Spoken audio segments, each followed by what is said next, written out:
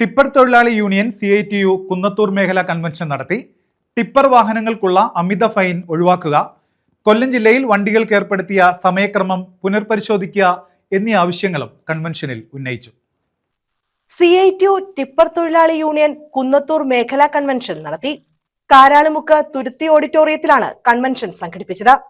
Tipper വണ്ടികൾക്കുള്ള അമിത fine ഒഴിവാക്കുക, കൊല്ലം ജില്ലയിൽ വണ്ടികൾക്ക് ഏർപ്പെടുത്തിയ സമയക്രമം പുനഃപരിശോധിക്കുക എന്നീ ആവശ്യങ്ങളും കൺവെൻഷനിൽ ഉയർന്നു.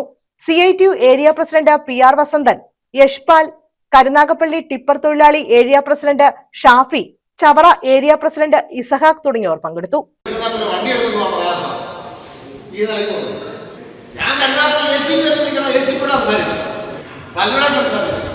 നമുക്ക് നമ്മുടെ കൂട്ടത്തിൽ നിൽക്കുന്ന ചില തൊഴിലാളികൾ ഇപ്പൊ കുറെ വണ്ടി ഇറങ്ങുന്നില്ല, ഇറങ്ങാൻ പറ്റുന്നില്ല. അതുകൊണ്ട് നമുക്കൊരു പണി ഇപ്പൊ പണികളെ എന്ന് വിചാരിച്ച ആർത്തിയോടെ നടക്കുന്നവരുണ്ടാവും.